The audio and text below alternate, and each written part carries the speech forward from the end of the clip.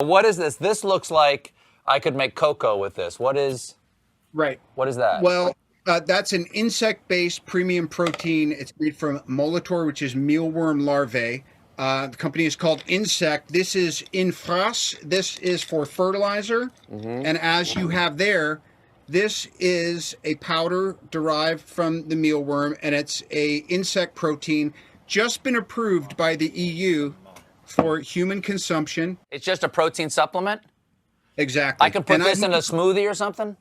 I'm telling you, yep. And they'll be making all kinds of stuff out of it. And by the way, it is the making of it is severely reducing the amount of emissions it takes. It is a innovation, Justin. We're doing something incorrectly. If we make this switch, it's a huge intervention. These are grasshopper kebabs, teriyaki marinated, quite delicious. I heartily encourage that you try one. You want to try one? I have plenty for everyone. You try? All right, ready? Cheers. Nice. You in? I did it already. These are black ants from China. And you know, in China, they say that ants are medicinal. They sell them as medicine. And if you eat them, it slows the aging process and increases sexual vigor. Ooh. It increases sexual vigor. Now, mealworms have been cleared for human consumption in Europe, but does that mean that we should eat them? Well, tonight I'm going to try some insect pasta and a mealworm burger. Paddy Cole and myself are the guinea pigs. We're in the capable hands, though, of Chef Gary O'Hanlon, who's here cooking up a mealworm storm for us, and food sustainability expert Ruth Hegarty. I am here to reveal my hidden talent, eating micro livestock, cornworms. They're still alive.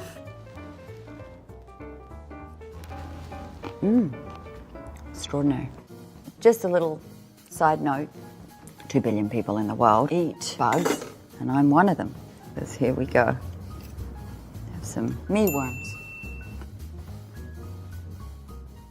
I think it's always been a part of the diet, the bugs, but then I think there is a truth to the survival during the war. Of course, when people were being starved, they were able to survive on things like this. When was the first time you had these bugs? So you start with crickets. Yeah. Crickets in a beer, and then you kind of, move up to tarantulas. Dinner. Hello. Dinner ready. You want to share a spider? Hot?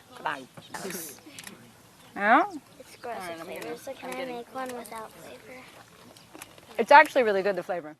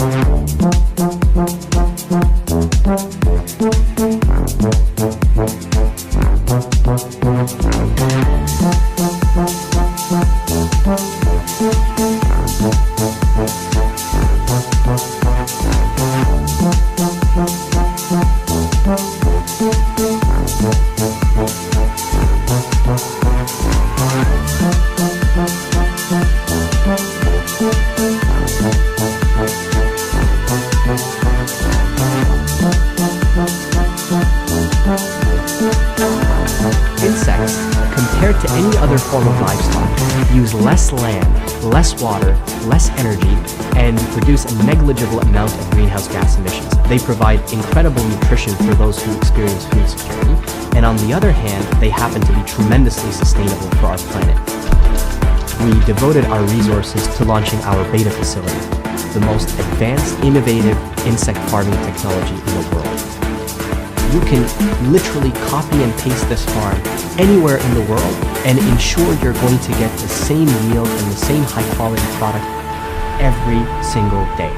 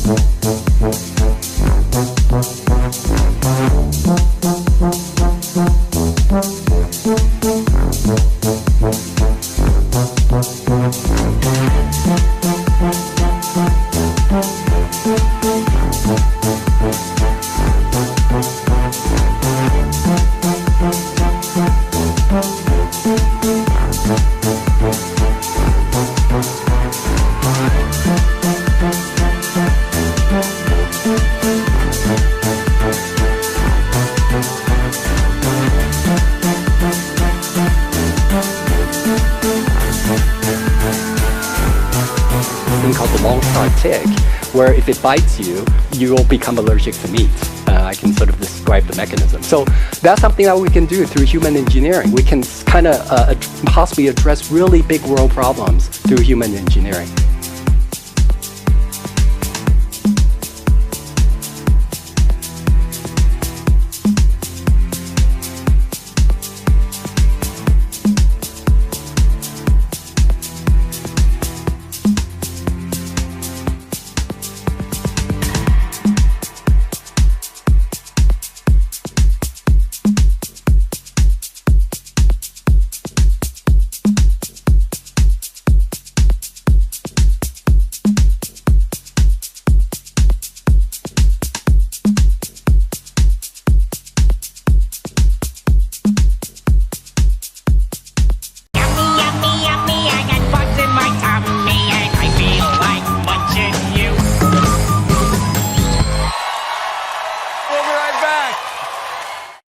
Fear is the path to the dark side.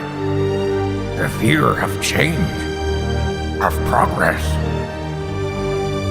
Luke, to defeat the Sith, eat the bugs, you must.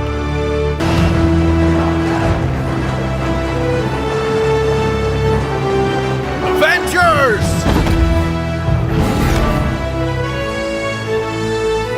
Eat the bugs.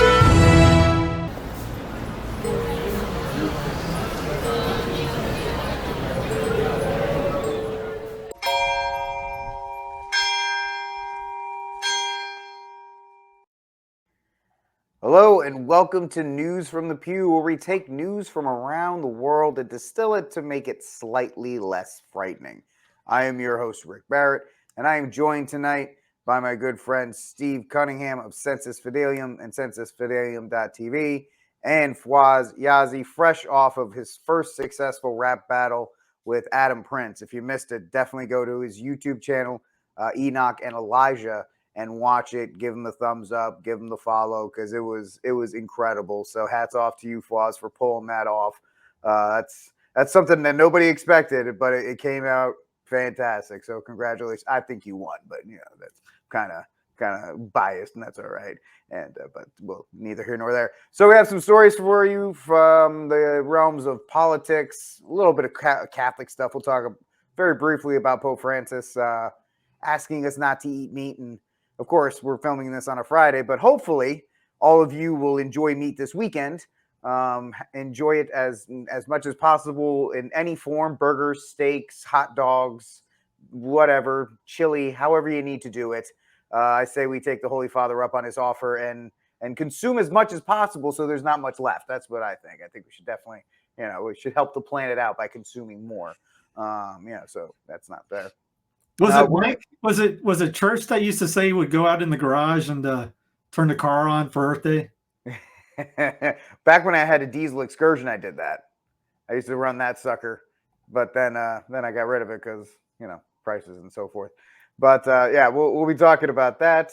We'll talk about probably the biggest political story is the 10-year-old rape story out of Ohio.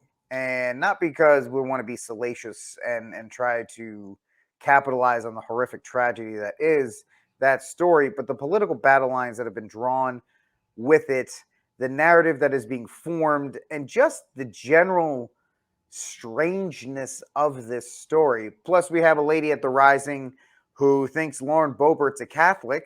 Wait till you hear this, folks. I hope you take some ginseng and read a book or whatever you need to do. Maybe do some Sudoku puzzles, because after you listen to this lady talk, you're going to be dumber for it. But don't worry, we'll be there with you, so we'll be just as dumb and more. So like, subscribe, share, and we're going to get right into it. So the first story we'll talk about is the incident coming out of Ohio earlier this week, and it stems from the passing of Dobbs, the overturn of Dobbs from the SCOTUS. And 2 days after that took place, there were almost rumors and things being spoken about a 10-year-old girl who had been raped, and then she had to flee the state of Ohio because she was 6 months and 2 weeks pregnant. In Ohio, it's 6 months. So she was just over the line, and she was a young girl. And Steve, I think if we play the video to explain it, I think it'd be better than me rambling about it. So let's take a listen to that. All right, here's the start from the timeline. The original. Yeah. Here's Brandon, or you could also say Ron Burgundy. Speaking of this, repeat line. Stop. Viral online, and it actually made its way all the way to the White House. Just last week, it was reported that a 10-year-old girl was a rape victim in Ohio. 10 years old. And she was forced to have to travel out of the state to Indiana to seek to terminate the presidency and maybe save her life. That's last part is my judgment. 10 years old. 10 years old. Raped, 6 weeks pregnant, already traumatized, was forced to travel to another state. Imagine being that little girl. I'm serious, just imagine being that little girl, 10 years old. A recent analysis, however, from the Washington Post now calls into question details of the Indianapolis Star's reporting. Considering as an offsite, just a joke, you notice he said terminate the presidency. Only one source is attributed for the story, abortion doctor Caitlin Bernard. According to the Washington Post, it's not evident that the Star made any kind of fact check on Bernard's account. We want to get into what else is. I remember that was the day one, and then afterwards that all came out. She's with the Federalist. They're just joking right now at first, and then speech and says terminate the presidency. I heard that. Which is a very reputable major newspaper. In a sense, it's a great illustration of what happens because this came out of the Indy Star, which is a very reputable major newspaper. It's not the local paper or whatever. It's the Indy Star. And so the White House said they took that report, and because it was in the paper, that's how it ended up snowballing into this major story. But I think Philip Wegman, when he had his question at the briefing last week and asked, have you made any attempts to contact this victim? And the White House said no, they had no answer to that question. It gets to, how real did anybody think this story is? And to be very clear, there are two different conversations. One, there's a conversation about whether the story is representative of something very serious that is going to happen in the post-Roe landscape. And the second element of it, though, is how did this get printed? And the thing that's shocking, if you look at it, is there's a single source, one source. That source in and of herself is an abortion provider. I don't know if she's a doctor, but I think she is an abortion doctor. She's all over the media. She's constantly talking to the press. She works with Planned Parenthood. And I believe she's currently in a lawsuit against the state of Indiana. So you have the interests of her right there. And also the paper doesn't seem to have checked with law enforcement. And that's one of those things that a reader or the White House should assume that the paper did. The AG just told Fox News last night that there's literally no record of this happening. Now this video is from Wednesday. We're recording on Friday the 15th. Feast of King Henry II, Emperor, by the way. So that was Wednesday. This happened yesterday. They went to the mother's house. Todo lo que están diciendo en contra de él es mentira. Ya. ¿Y la niña, usted es familiar de la niña? Es mi hija. La señora, quien se negó a dar su nombre y quien ocultó su rostro, asegura que ella no ha impuesto cargos en contra de Gerson Fuentes, de 27 años, quien está acusado de violación. De acuerdo a las autoridades, él confesó que tuvo contacto vaginal al menos 2 veces con la niña, que recientemente cumplió 10 años, por lo que se estima que pudiera haber tenido 9 años cuando fue violada y quedó en embarazo. So this came out. Did the doctor This is making the crime of BJ Media? Yes. Oh, then the police investigated, but didn't arrest the guy, and the police are involved in the cover-up? Well, I don't know. We can't get answers from the police, Glenn. They won't talk. So I put in a FOIA last week to the Columbus police asking for this very case. Do you have an investigation that involves a 10-year-old being raped? They did not respond to me, but Glenn Kessler got him on the phone, and they told him no. The Attorney General Yost of Ohio asked around to all his prosecutors and sheriffs. They told him there was no report. And then now we have the report. I have it on my desk. And the police had this since June 22nd. So they knew about this rape and didn't arrest this guy until the 12th, after the Fox News blitz. I just find the timing highly suspicious, and I want to know how the investigation went. And that's what I'm. So in case you're not following, after Brandon came out with that thing at the press conference, everyone on our side basically went out going, what is he talking about? No one had it. Fox came out with a bunch of stuff on this, slamming this report. And then... Well, Jesse Waters had the Ohio Attorney General on, and he was like, I don't know what anybody's talking about. Right, that was very soon after as well. Still digging into. I need to understand this. The police were notified that there had been a rape of a 10-year-old. She goes across state lines. She has an abortion. It is reported by the president in a campaign to say how evil the Supreme Court is. At the same time he's doing that, the police have not arrested a guy, in fact, released him back possibly into the same home with the 10-year-old victim. By the way, it also came out saying that the Ohio people come out going, she could have had this done in Ohio, and they don't understand why she didn't have it done in Ohio, why she went to Indiana. And also where they live is a sanctuary city for illegals. Do I have that right? Yes. Now, let's also say this, though. Here's one more detail that was in the court records. Let's give the police the benefit of the doubt that they did not know who the rapist was on the 22nd. The details of the report say that on July 6th is when the child told the police that this is the person who did it. So we don't know if anybody else told them before July 6th, but the child told them on July 6th. But that still leaves 6 whole days when there was not an arrest after the police knew that this was the rapist. So there are questions here, Glenn, questions that should be answered, questions the press should have asked in the beginning. This was never about, can a 10-year-old get an abortion? It is about who raped a 10-year-old child, for God's sake. That goes. She said this was actually a 20-minute segment. That was just a clip. This came out. This is 8:41 p.m. right now. We're recording. It came out around 6:30 tonight, this evening. Emily. This is Emily that was in the first video. Yeah.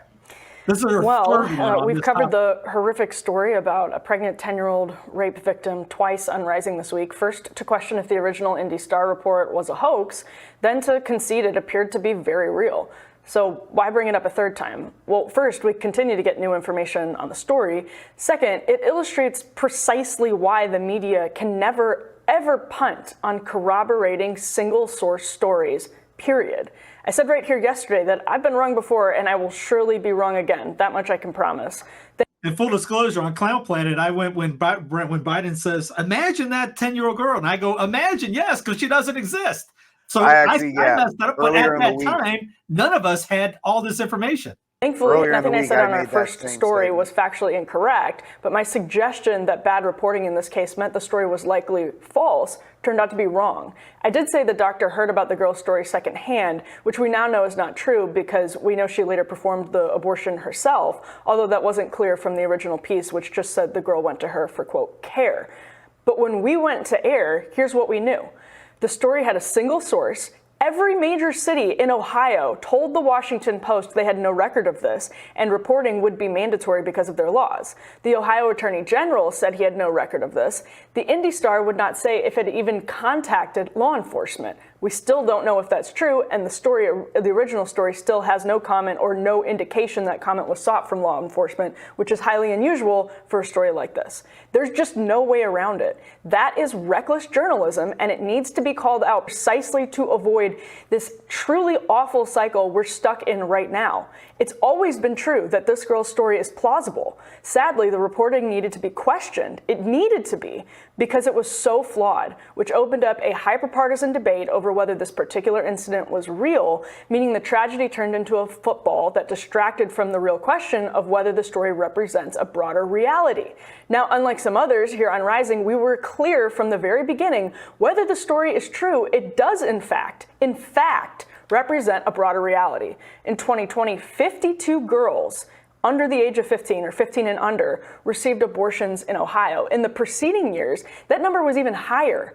Red state. Think about it, that's just Ohio. State anti-abortion laws in the post-Roe world will confront these horrific cases. There is no question about it. But again, here's where the Indy Star is reporting did everyone a serious disservice. In Ohio, a pregnant 10-year-old would almost certainly qualify for a medical exemption to their abortion law, meaning the girl would not have had to cross state lines into Indiana. That was the whole point of the story in the Indy Star, but that was not mentioned or addressed. Now, we actually still don't know if that's what happened in this case. We also don't know if she was, quote, forced to go to Indiana for the abortion, as President Biden said, and the Indy Star story implied. Ohio law is ambiguous on that question, although the Attorney General did say a 10-year-old would likely qualify, but litigating that during a pregnancy is enormously difficult because time is obviously of the essence for people's health. But the fact remains, we don't actually know the story actually reflected on problems with Ohio's law, which was what the Indy Star implied. Now, I happen to be against abortion, and I happen to believe this is a hard truth other people against abortion, lawmakers in particular, need to confront clearly and need to deal with. Pregnancies in young girls almost certainly medically endanger their lives, so the law should be crystal clear on what's legal if that's the case. And on top of that, the right shouldn't pretend as though these cases aren't going to happen. They absolutely are. They are real. In another strange turn of events yesterday, it should also be noted that the girl's mother told Telemundo in a very bizarre interview that, quote, everything they're saying against him, the man who has apparently confessed to this, is a lie. Now, in reference to that man, who again, law enforcement says has actually confessed to these heinous crimes against her daughter, that's really hard to believe. But the one thing we do know about him is that he's an undocumented immigrant. But you wouldn't actually know that if you read the update in Reuters and NBC News and ABC News, at least as of last night. That's hardly the most important aspect of this case. Research suggests illegal immigrants commit violent crimes at a lower rate than American citizens, although it's very difficult to screen for people's criminal pasts when they're coming in without any screening. But it's obviously a relevant and newsworthy fact about the man who, again, has confessed to this crime. The media's omission of that fact doesn't excuse calling the original story a lie, like Jim Jordan did, fanciful, like the Wall Street Journal editorial board did, or even assuming it was likely untrue, like I did. But it does underscore why this horrible story is an important example of media failure. Trust in media is at record low levels. And I told people this exactly when she's about to bring up, say, come on, you're expecting me to believe the media just because they say it. That it's. You mean you want us to respect and listen to the same media that's putting on the January 6th trial? That too. The same ones that lost their mind. They're like, Trump gets his news from Tucker Carlson, blah, blah. And this literally is an example of Biden, somebody reading the paper and telling Biden a story. And they accuse Trump of doing the same thing. Right. That is exactly where it should be. Publishing explosive stories based on one person with zero input from law enforcement or any additional corroboration is why so many legacy media stories ultimately do actually turn out to be false. Local media has been gutted by the Facebook era, and they're short on resources. The size of the media in general shrunk dramatically, and that happened very fast, and the industry hasn't recovered from losing all of these additional layers of editorial oversight, fact-checking, and more. Plus, reporters are now more ideological and more comfortable letting their ideological leanings direct their reporting. That's how they end up relying on one source and using language that plays a little bit fast and loose. It's true, media critics get things wrong. Of course that's true. But nobody should be fooled into thinking this discredits media critics' central point when it actually confirms it. Ideology and cultural changes have made reporters way too comfortable with insufficient journalism. This is a broken clock, being right twice a day. It's frustrating to watch people pile on media critics for criticizing the story when the criticism was warranted, and when many of those people taking a victory lap right now are missing the forest for the trees.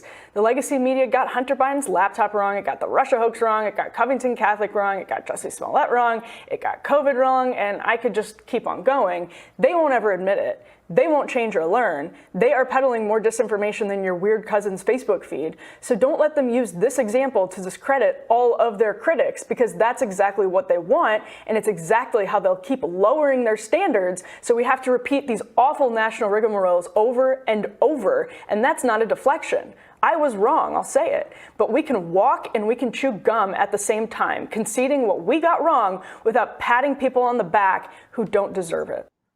And when she said she got it wrong, we all got it wrong because that was the info at that time. You're muted. Yeah, I got it wrong too. And the problem is, the problem I have with what she's saying is that it's not like this was ooh, sorry, it was a mistake. This was supposed to be this way. It was supposed to be reported. We were supposed to swallow it whole and accept it. Now, she wants to be like, oh, this, that, media, blah, blah, blah. Ma'am, darling, whatever you want me to call you. You failed, and so did everybody else, but that's because we weren't given access to it. And it's not like it was somebody let me say it better. It's not like somebody let the story slip, unintentionally, or, hey, man, can you believe what happened? This is crazy. I can't believe this. This was designed to be in a presidential speech to push an agenda. If you want to bring up that tweet I sent you, Steve, to push everybody in a specific direction immediately after Dobbs.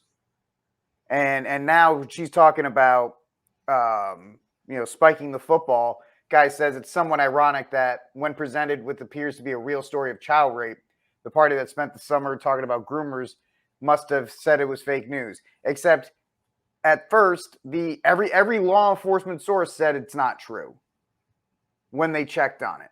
Then now they asked the mom, hey, you ask the mom. The mom says it's not true.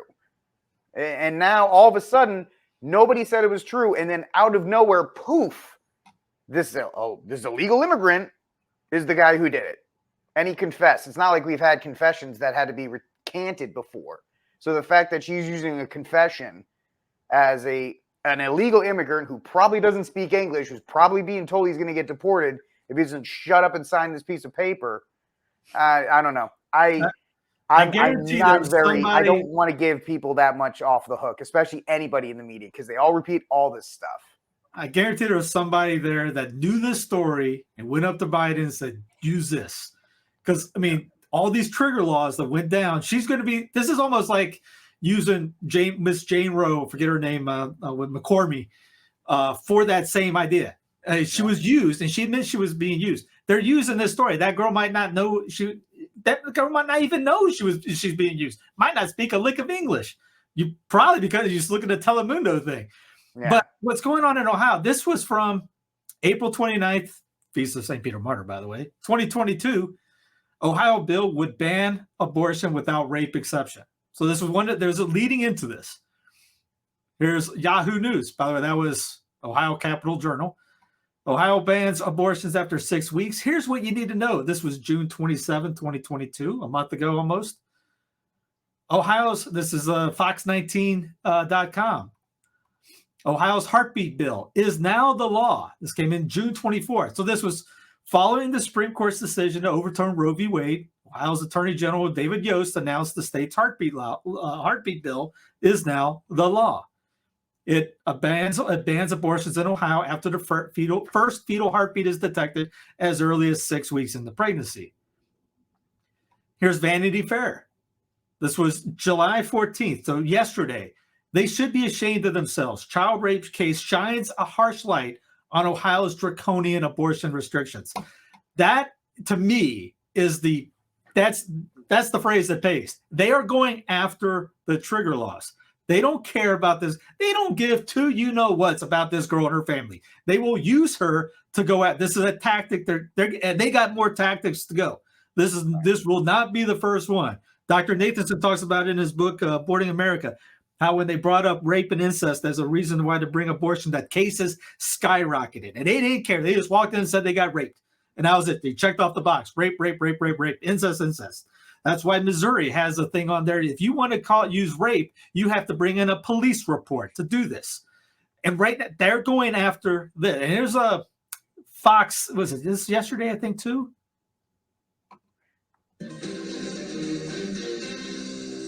Tonight, new questions over the authenticity of a reported case of a 10-year-old rape victim. The original story out of Indianapolis suggested she had to travel from Ohio to Indiana in order to receive an abortion. But tonight, there are more questions about the truth. Aisha Hosni has that story live in Capitol Hill. Aisha, good evening.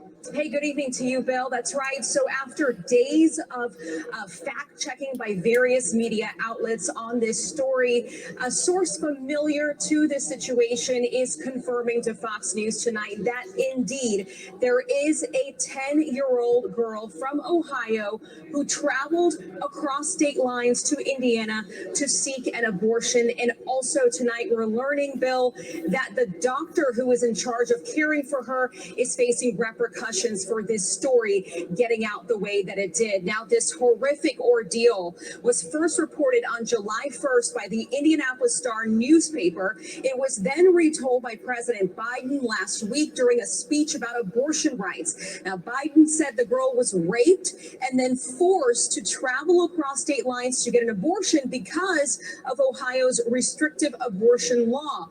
That followed the Supreme Court ruling on Roe v. Wade. Now, this story was doubted by many because the Indianapolis newspaper cited only an anecdote from the Indiana doctor who was caring for this girl. That doctor is Caitlin Bernard, and she was at an abortion rights rally talking about the situation involving the young girl. And we've learned tonight from a source that her employer has filed a HIPAA violation against her for sharing details about the young patient. What is still unclear tonight, Bill, is whether this girl was forced to cross state lines as the president alleged, or was she simply referred to an expert in a different state?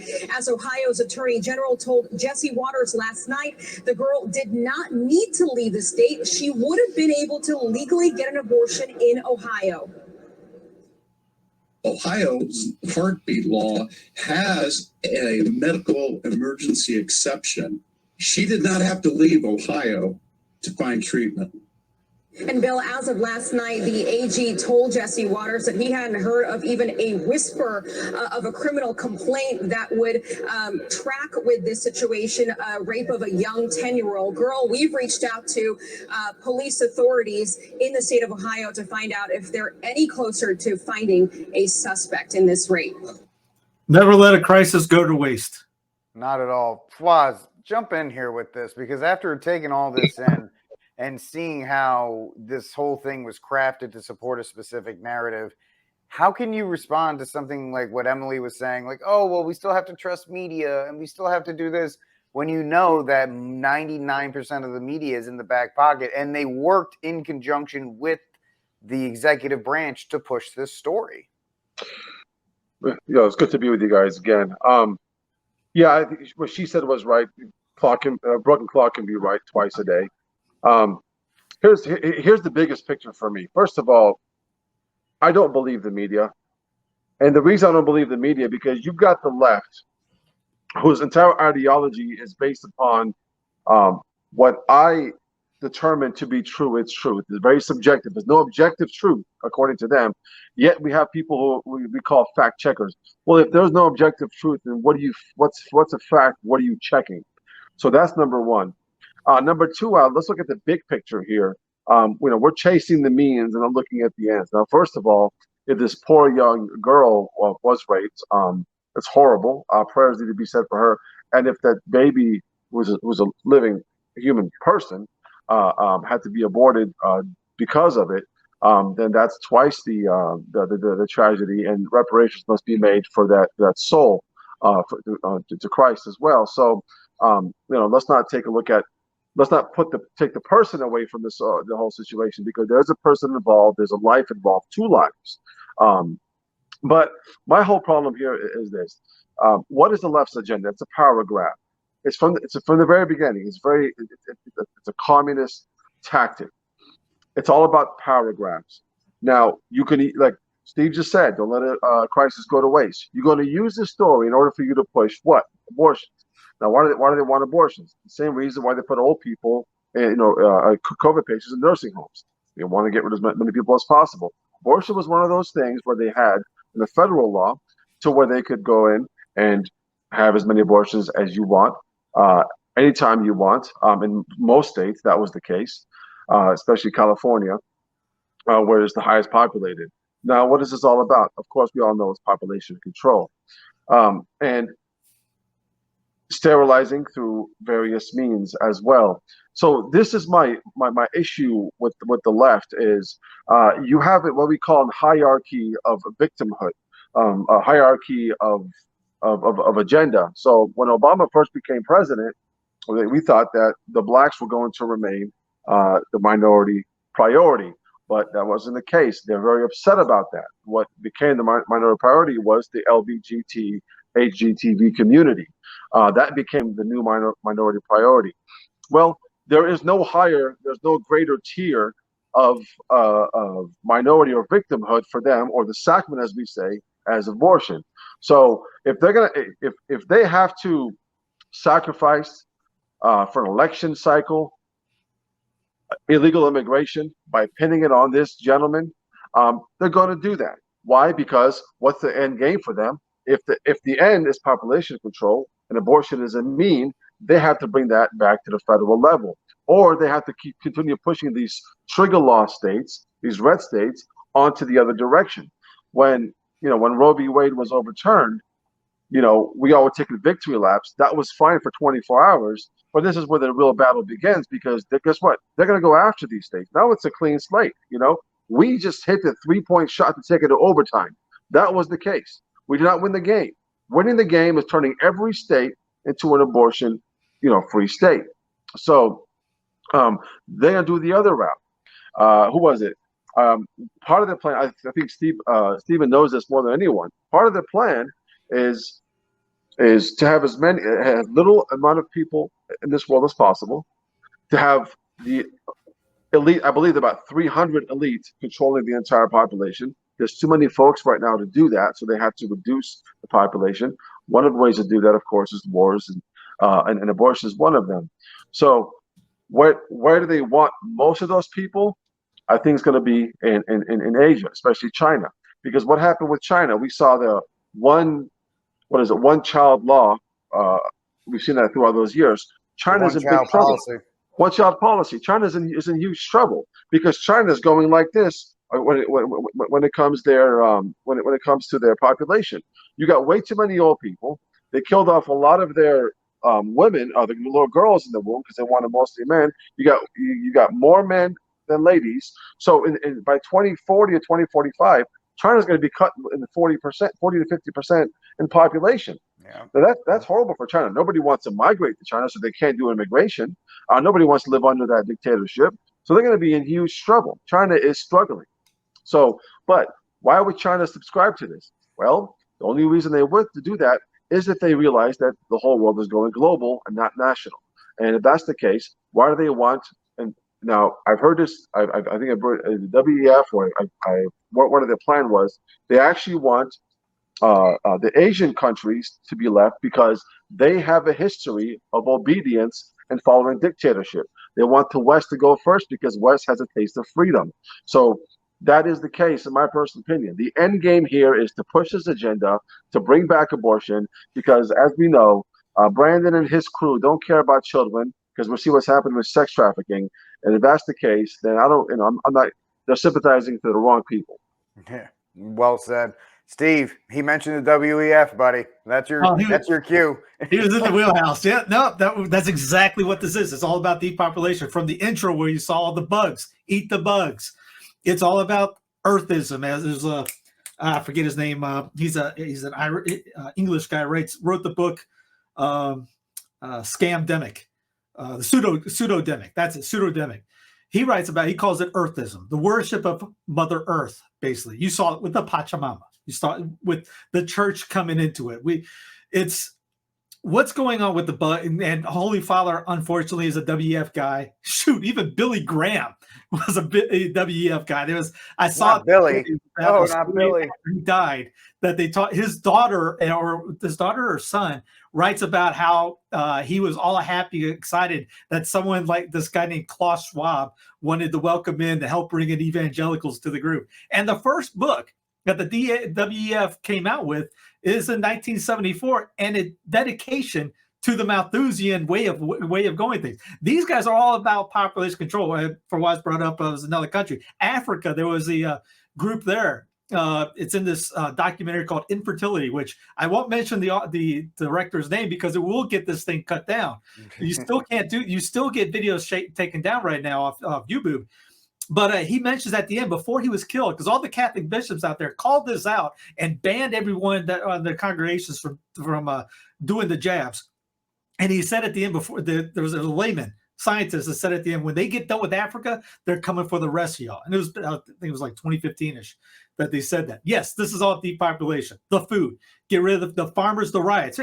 Here's a little short clip of all the riots going on in the planet right now.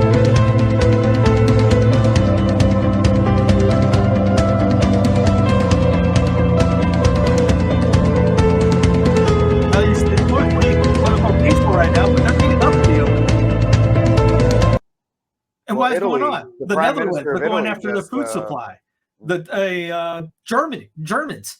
I don't know if y'all have seen that. They're going to cut off their energy in the winter. They come up saying we need the municipalities to come up with these warm zones so that and also you should wear extra layers of clothing at night because we're going to cut off your electricity because we're running low on gas because of Earth, CO2 levels. So y'all got to freeze and maybe die during the winter so that Earth, or you may have to starve to death for the Earth. Or Brandon out there right now to Saudi Arabia, where you can, and everybody knows, Rick knows this, you got the west side of Texas that could take care of the entire North American continent for the rest of our time and more, just in that one section of Texas. But no, we have to kill the pipelines, which he actually said in his fuels. You can look that up. You can see this commentary. See, I will end fossil fuels in my reign. We'll say reign. He's an elected king, as Hamilton actually said that was going to happen.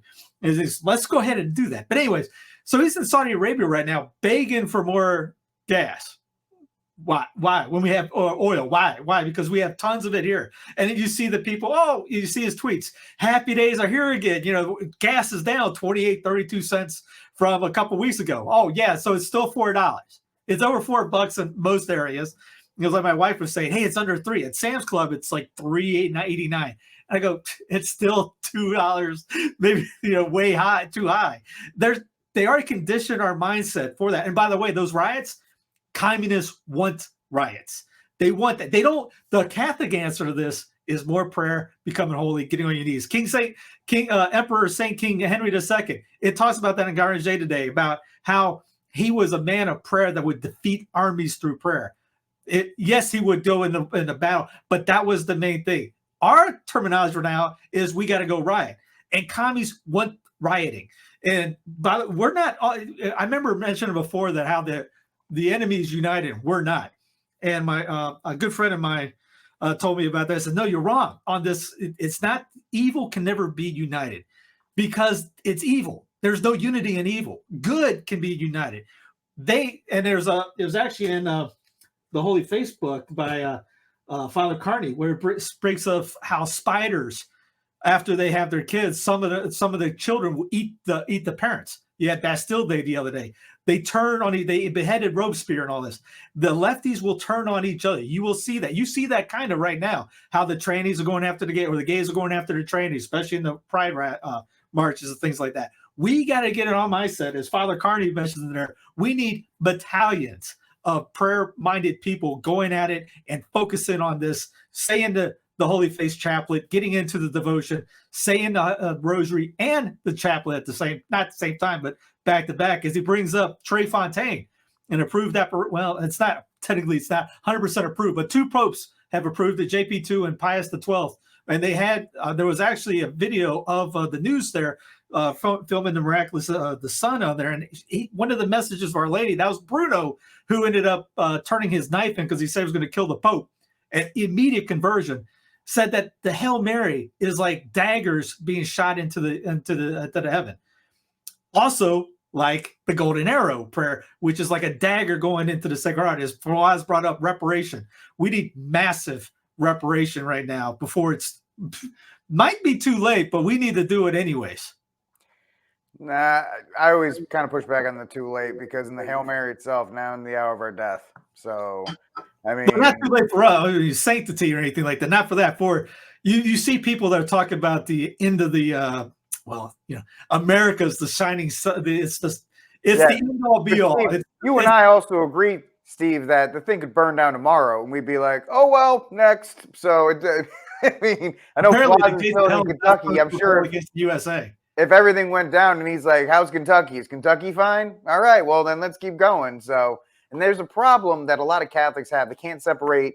There's this phrase that I heard from a Monsignor 4 or 5 years ago. It stuck with me. And it was during his homily. He said, you have to figure out what you are. Are you an American Catholic or a Catholic American? And it stuck with me from this day. And I'd like to take the Monsignor's words. And Bug Hall, I think, said something like this in the tweet. We got to get rid of the American period and just chop that off. Not that I hate America. I'm not dead to America. None of that stuff. I think it's great. I love being here. I got tons of guns, and I think it's fantastic. French fries and burgers. But Here's one for you. I don't lose myself when I see the American flag. I don't lose myself when, the Americana. Like, I didn't care about the 4th of July except I got a day off. So here's one for you. The Holy Name Society. You've heard of that? Mm-hmm. Great society. Speaking of which, the Holy Face is the holy blasphemy against the holy name. Yep. Paul Kangor, in his book, The Devil and Karl Marx, which you need to get, and actually Father Carney cites in his book on the Holy Face, 1937, the Communist Party of the United States complained how they could not get Irish Catholics into their ranks. They infiltrated the Holy Name Society, a pious association of the faithful in New York, which had influence over the organization in the whole United States. The Holy Name Society was fighting the communists well, but they were breached. We have, wrote one comrade to another, a party comrade who is a secretary in the Holy Name branch in this parish, which is one of the largest branches in the city. Well, I mean, I could also throw out here, and we want to get Fawaz in this because just Steve and I are playing tennis at this point. Think about this. A comedy sport.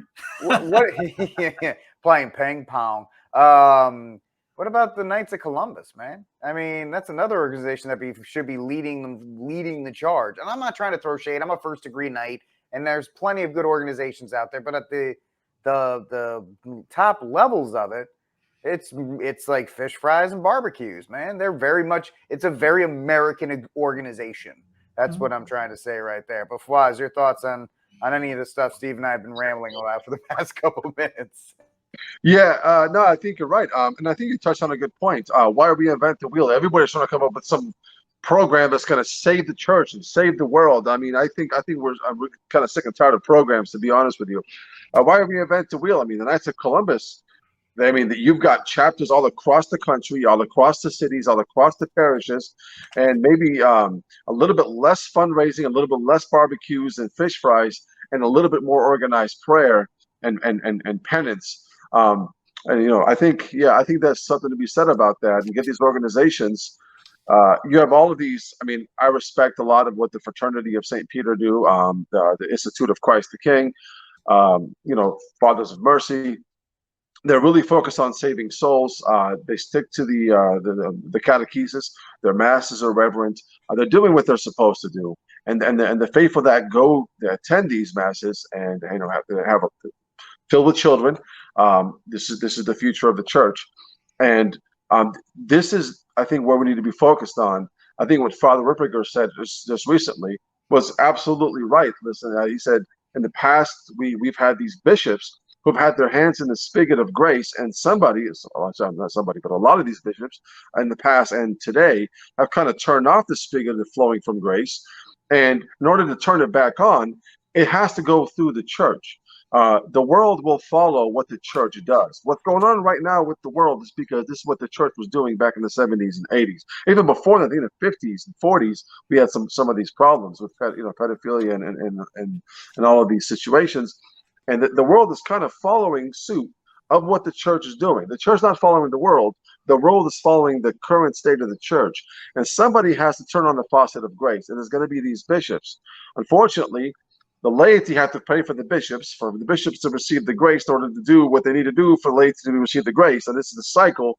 But like Steve's been saying, the laity literally have to step it up by penance and prayer. One more. Leo Dupont, who Pius IX said was the greatest miracle worker in the history of the church, said in 1849 they would close the churches. Communists. He goes told he told a Carmel, a prioress of Carmel, that men need to make reparation, or communists would close churches and make them slaves to the state. That revolution would spread, and communism would enslave us all. Yep. Has that happened? All the churches across the planet were closed. And if you're paying attention, LA is about to go down underneath that again. New Zealand is about to go down under again. New York City is talking about doing it again, which had that nuclear war, nuclear blast video, which is hysterical. It's like go behind the window. Make sure you close the window, because when a nuclear bomb goes off, the window. If you followed the Green New Deal and you got the Energy Star windows, you're fine. If you didn't, you stupid conservatives, you're gonna die. That's what I got triple pane windows. I might survive with triple pane, That'd be the next thing. My windows can't keep me warm in the winter, so I'm done. No matter what. Like, I got a draft now. That's what's funny about Shark Tank pitch is having a video. Here's what you have with my one. Your home is okay. Without my window, you're incinerated. But real quick, sometimes we talk about deliverance prayers and we do this, do that, and it's all because we want to help you guys go along the way. Sometimes it's a little overwhelming. Just real quick, here's two that I just got into. Great book, Deliverance Prayers for Use by the Laity. This thing is legit. There's a prayer in here called the punishment prayer. Do you read the punishing prayer? It is awesome. If you want to get jazzed up as a Catholic, and you're like, oh, we can't do anything, read the punishing prayer, and then you're like, oh no, we got this. Second one for every dude, Manual of Spiritual Warfare. If you're like, I do my rosary, what can I do to up my game? Those are two simple books. I know Steve recommends books every week that you can get started on, and you don't have to get all of them. Pick one, and you can start there, because I mentioned I do the little office of the Blessed Virgin Mary because I'm enrolled in the Brown Scapular. I do that every day. People think it's very strange. She's like, "You do that?" I'm like, "Yeah, I do it at morning, mid-morning, midday, at mid-afternoon, and at evening, and it regiments my prayer life on top of my morning prayers." So there's a bunch of stuff out there. There's a bunch of resources, and I'm not going to speak for Steve or Fawaz, but I don't care where you start. Just start somewhere, because that's the first step. Just one more to hammer that nail that Faraz brought up. Paul Kangor brings up the 10 Commandments of communism. Number one, never forget that the clergy is the most powerful enemy of the communist state. Right. And he mentions how they had to get in. They called them Judas priests to get in. You see, there was a post by some Jesuit today talking about how he doesn't like wearing his cassock and he shouldn't have to wear that. And he shouldn't have to pray this or that and the other. Number three, convince your friends not to have any contact with priests. Number six, a good young communist must also be a militant atheist. He must know how to use weapons and be experienced in the art of war. These guys, I mean, they got a blueprint. It's that whole idea of Shang-Chi, know your enemy. If you know your enemy, you know yourself, you can win. If you don't know your enemy, you know yourself 50% of the time you win. If you don't know either, you got no chance. We need to know the enemy so we can focus when we're praying. That might help in praying a little bit better. Get your mind right so that you know when, hey, I'm shooting that dart, this is what I'm doing. Yep. I'm going on the attack. It's a good point. Yeah, that's a good point. And I just to piggyback off of that, Steve, part of knowing the enemy is also knowing the hypocrisy and the ridiculous ideology of the enemy, because at the same time, they're telling us not to turn our air conditioner on during the hot times of the day because it's going to overwhelm the electrical grid. At the same time, they're telling us to buy electric and plug all of our cars on the same electrical grid. So if they can't handle it now, how is it going to handle it then? So it's just understanding like the ridiculousness. You just get the light to turn on, to think logically, saying, well, there's got to be agenda behind this because this doesn't really add up. You know, the crazy thing was in California, they told you can't charge your car during peak hours. You can't charge your car. You can't charge your car overnight. Let's end goal, right? To not get you to go anywhere, right? Yeah, live in the pod, eat the bug. That's the WF plan. The whole idea. They talk about that. I showed it on the UK 2030 plan. It says no fossil fuel by 2030. No airplanes except for like 3 going out in 2030. Those guys will still have their jets, but it's not about them. It's not about the Earth. They use it as the excuse to have us. I mean, when they say net zero, it means we're dead. And this came out. I don't know if you guys have seen that, Matthias Desmond, The Psychology of Totalitarianism, and it gets into what you're seeing with this nuttiness that's going on. That people are they don't think anymore. But that goes into sin makes you stupid. With the one priest, like I should have pulled it up before, and talks about St. Paul. I think it's in Romans, where he basically said, if you're not praying, that you are led to basically insanity. You're not even thinking anymore. You lose your sense of reason, and that's you don't see a society praying at all anymore. No. Well, I want to highlight this while we're talking about this right now. Tomorrow, we're doing this on a Friday. It's the second Saturday in July. We've had a couple guys, Daniel. I know you know who I'm talking about, Steve. He's organized rosary marches in Fort Worth and Dallas, Waco, and Houston and Tyler. So if you're listening to this on Friday, go to one of those. You can go to there's a bunch of posts all over Instagram and stuff like that. Just look it up. But he's doing it the second Saturday of every month for a year. Somebody's thinking locally and acting locally, I hear. Yeah. Well, I know because you sent me it. I'm like, dude, I know this. You said it. I was like, I know it. But I appreciate the heads up. That spoof video about the guy getting his head ripped off. Yo, dude, no, we're not. We're not talking about that. After we are done talking as soon as the weekend starts. Flies. It's literally a video of this prison thing where they put white noise around a prisoner and then rip his head off like he's a bug. I'm not even kidding. And the guy's doing the press conference with blood on his shirt and all that. No, you're wrong for that. There's some weird things online. You were wrong for that. Yeah, that's weird. Speaking of being wrong, we'll transition. Let's go to we're talking about Catholics in America and how we're trying to make an impact. Understand that the more vocal we get, the more rosary marches we get, the more we're out in public with our crucifixes and our rosaries and our big families, and we're proclaiming the good word, they're already targeting us. And we'll go back to the Rising and listen to this this intellectual tell us about Catholicism in America. Viewer warning: you may feel dumber after this one. Don't worry, we'll try to buffer it as much as we can. In recent radars, I've discussed the corporate conservatives' war on speech, their disregard for Fourth Amendment rights, and their hypocrisy when it comes to unenumerated rights. According to elite conservatives, you have free speech unless it prevents a Supreme Court justice from having dessert. Your home is... And by the way, we bring up for a while, I was talking about hypocrisy. I don't know if people probably seen the, was that video of Alex Stein going after AOC, who tweeted out that, hey, the Kavanaugh and those guys are complaining, it should happen, but when he does it to her, she gets upset. Even the worst thing is her husband was right next, or her fiance was right next to her and did nothing. That's the their best part. castle, unless the men climbing the ramparts are border control agents. I had this on Clown Play. I don't know if y'all have seen that. Within 100 miles, you see the yellow. They can eliminate, they can check you for whatever they want to do. It's called the 100-mile border enforcement zone. All of Florida is involved in it. All of Maine. There's like most of the Northeast, you can't get out of it. 100 miles inward, because it's the border of the U.S., they can check you without any rhyme or reason. Just whatever. It's was a violation of the Fourth Amendment, I think it is. That's Fourth Amendment, illegal search and seizures. Yeah, they done. And the ACLU is the one that called them out on this. Yeah, ironically enough. And luckily for me, unenumerated rights I'm not worried about that.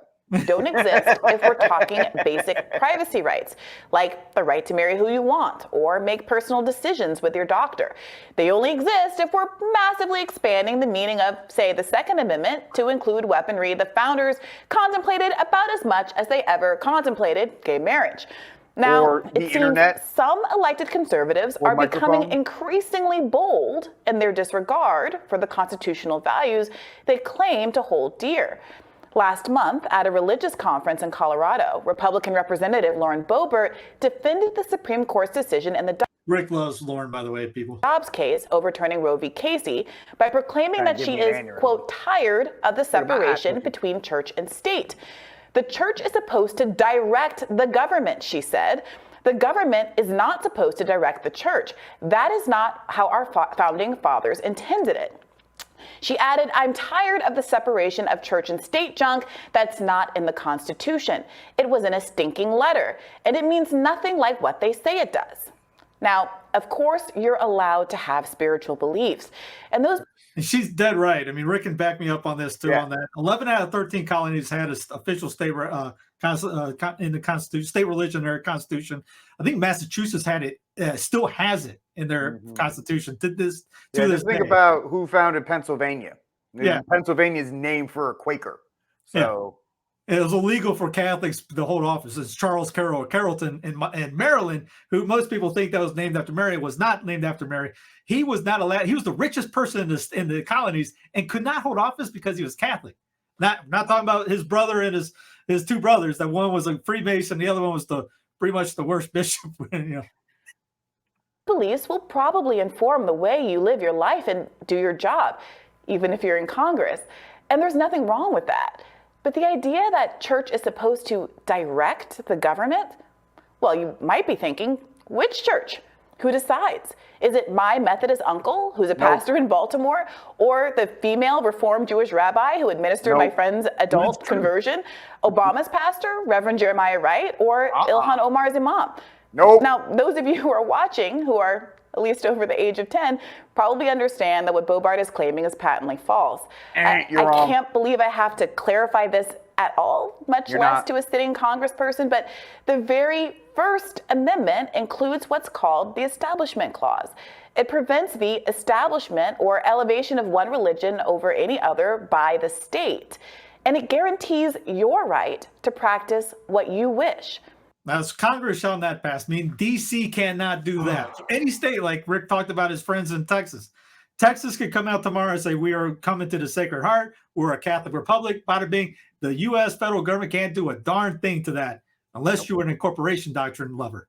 It reads, Congress shall make no law respecting an establishment of religion or prohibiting the free exercise thereof. Now, the amendment goes on to cover the often cited free speech bits, but this first part is literally how the First Amendment to our Constitution begins. I can't be sure exactly of what Bobart meant when she said that the idea of the separation of church and state was junk in a letter, and not the Today would be an email. Constitution, but she might have been a text message. It wouldn't even be an email. It'd be like, no, you're on your own. Beep. Yeah, Jefferson basically told the Danburys, sorry, I agree with you. I can't do anything about it. Notice he didn't come up with a federal law. They say, hey, you're on your own. It's not there. Alluding to the 1802 letter Thomas Jefferson addressed to a Connecticut congregation and published in a Massachusetts newspaper, in which he coined the phrase separation of church and state. He wrote, believing with you that religion is a matter which lies solely between a man and his God, that he owes account to none other for his faith or his worship, that the legitimate powers of government reach actions only and not opinions, I contemplate with sovereign reverence the act of the whole American people which declare that their legislature should make no law respecting an establishment of religion or prohibiting the free exercise thereof, thus building a wall of separation between church and state. Now do me a favor. She's right. Can you the literal find that in the Constitution anywhere?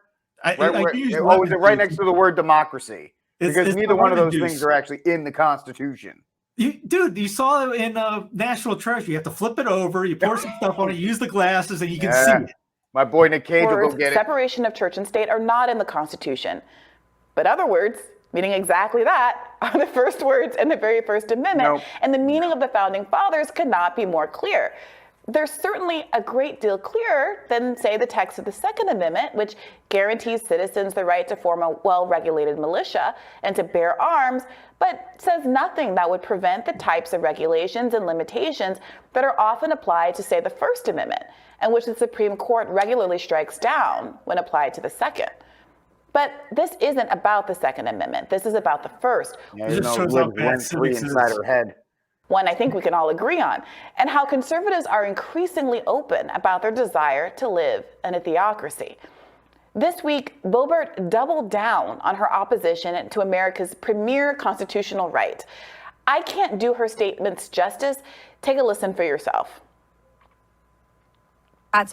Ignorantly say this is in the Constitution, separation of church and state, and they don't know what it means, and they think that that means you can't talk about God. Well, if there really is this separation of church and state like they believe it means, well, then what is Ilhan doing with her hijab? I mean, why is she able to go in there with that? I mean, why aren't they shouting that from the rooftops, separation of church and state? Can you hang on for...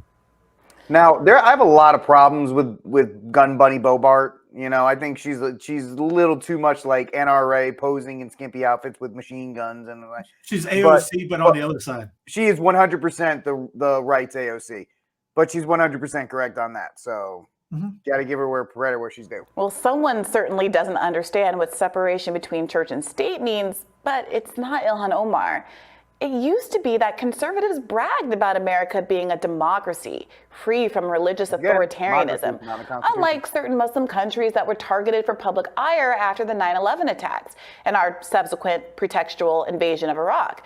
It used to be that it was a bragging right that in America elected officials could wear necklaces bearing a cross or a Star of David, that they could cover their hair according to religious tradition like Ilhan Omar. Bear with us, ladies and gents. She's really against abortion in this. This is all about abortion. Let me say, who's the group of people that went out and said, you can't wear this in public, you can't wear that in public, that offends me, that microaggression this, microaggression that. She's like, oh, the Republican. Who's the one that controlled the culture to the point through the collegiate institutions beating into everybody's head that this cross right here, this crucifix is some kind of microaggression to you, and that, well, maybe it will make you melt if you're in a state of sin. Megan Rapinoe did it. You know, or you shouldn't be praying in the the 50-yard line privately. Yeah, that offends me. Or when Tim Tebow prayed in the end zone, it was a huge deal. Like, remember the movie PCU? I'm not going to protest. Yeah. Or Rachel Freer, the first Hasidic woman elected to public office in the United States. But according to the new conservative definition, religious liberty means conforming to the spiritual proclivities of whoever happens to be in power. And right now, if you're not Catholic, watch out. According to Boebert, the 22% of Americans who are Catholic have the right to force you into pews, to give up your birth control, and forsake whatever God you believe in. America was literally founded by Man, I wish people were. I wish that was really happening. I'm trying to say, there's memes out there where it's like Justice Clarence Thomas with the electricity out coming out of his eyes. It's like, soon. I wish. immigrants looking to escape this type of religious persecution. Back then, they were freeing Catholic rites and rituals. It's incredible to think that the very oppressive religious orthodoxy right there, you understand she has no clue what she's talking about. They once fled has reemerged 200 years later, despite our founding documents being as explicit as they possibly could be about how important it is for Americans to have the freedom to worship whatever Lord they hold dear, not the Church of Lauren Boebert, whatever that is. Now, you know this came up for me about a month ago. Here in D.C., I was a great sitting at a example of park, something scribbling that didn't notes for a happen. radar and a notebook. And an older man came up and sat next to me and struck up a conversation. Older He was man. friendly, he was a nice guy, but when the subject of politics came up, he told me should have just said an he old hated white Barack guy. Obama because he was a Muslim, and we are a Christian nation. Now, I had been ready to join him in some substantive criticisms of Barack Obama. Which John Adams said in the Treaty of Tripoli, we're not a Christian nation. Yeah, can we expel this notion that this nation, which is not a nation, is a union, has Judo-Christian values? First of all, there's no such thing as Judo-Christian values. They are counter to each other. And secondly, that is just red meat con ink talking points to try and get everybody under the same tent so they all vote for Republicans so they can all go and do all this other. Yeah, look at the Jefferson Bible and get back to me saying that was a Christian thing. But obviously, or the Washington monument, not monument, but the museum, where there's literally a black hand pulling him up, and you got the Masonic apron and his. I mean, yeah, you have to really do some gymnastics to make that work. Obama's religious beliefs were not the basis of my personal critique. For one, Obama identifies as Christian, but if he were Muslim, it would be irrelevant to me. So I took a beat to consider my approach and decided to say the following to my new acquaintance. Obama wasn't Muslim, but even if he were, the great thing about this country is that one of our most hallowed ideals is the separation between church and state. That means no matter what the spiritual beliefs of our president is, it has no bearing on the laws that are passed or what we as citizens are allowed to believe. We aren't, in fact, a Christian nation, but a secular one, enriched by the religious traditions of millions of Christians. The religion is communism. And Jews and atheists and Muslims and Buddhists and others. And isn't it a good thing that no matter which of them becomes president or enters Congress, we can all continue to live as we like? Doesn't that make you feel safer than if we were a theocracy and we did I was establish totally safe when we had the federal government trying to jab me with magic goo against my religious beliefs. But yes, continue, lady who does not know what that. Read King Henry II today and say, what do I like, that what he did or what the presidents of our time have done? I'll take King Henry anytime. Christianity as our national religion, and the president or what the Congress believed became the law of the land. I was honestly surprised by how quickly he took to this argument. As soon as I presented the potential hypothetical that a Muslim Barack Obama might lead the country based on Islamic faith, he saw the wisdom of keeping the whole thing separate. And even though it obviously bothers me that it was his Islamophobia that led him to understand the wisdom of separating church and state, at least we drink every time you hear wisdom. Got there. He understood. Now, Boebert might not be quite as sharp as this vaguely older man that I met in the park, but that doesn't mean Republican voters have to join her in her ignorance. But unfortunately, Republican leadership seems to be doing exactly that. In Florida, Republican Governor Ron DeSantis, his Civics Literacy Excellence Initiative, it requires that high school educators tell students that the nation's founders did not champion the separation of church and state, even though, as I explained earlier, they quite clearly did. At a far-right conference recently, Pennsylvania gubernatorial candidate said the separation of church and state was a, quote, myth. And, quote, in November, we are going to take our state back. My God will make it so. Again, America is only 22% Catholic. It's overwhelmingly majority Christian, obviously. But the 6 Catholic justices who make up the conservative majority at the Supreme Court have blasted through the wall separating church and state, kind of like the Kool-Aid man. Prayer in school might be okay seeming if everyone can do it, regardless of religion. But what happens when some religions are seen as legitimate? Who's the group that said you couldn't? This is the whole thing. She's blaming conservatives, but who are the people, the blue-haired, whack-job, lesbian feminists, who are like, your prayer upsets me, as they're eating like 5 Subway sandwiches? Like, they're the ones who pushed this. So her you like entire argument makes no sense because she's trying to blame you and I, Steve Fwaz and myself. You know what we want? We want to be able to be praying and be left alone. I don't want anybody. You want to worship Allah, Hindu, spaghetti god. I'll try to tell you it's wrong, but you leave me alone. And they never left us alone. And so I'm sorry that we have 6. Well, we have like 3 real Catholics on the Supreme Court. Roberts and Kavanaugh. Gorsuch is a high Anglican. Don't forget, they wanted the nuns to pay for contraception too. Yep, exactly. Hey, Gorsuch is a former Catholic, and he's for SSM. Who is it, right? Ukraine's about to do that, by the way. All you blue and yellows out there, Ukraine is pushing for SSM right now. And others aren't. Some prayers are sanctioned, and others aren't. Some churches get tax-exempt status, and others don't, because they're not seen as real churches. Who decides? And what if the government plays favorites with God, and your God is the one left out? Lauren Boebert swore her oath of office on a Bible. Ilhan Omar swore hers on a Quran. Now, Theodore Roosevelt did not use a Bible or any other religious text, and Quincy Adams swore his oath on a book of law, with the intention that he was swearing on the Constitution. Now, America is great precisely because people can make those kinds of individual choices.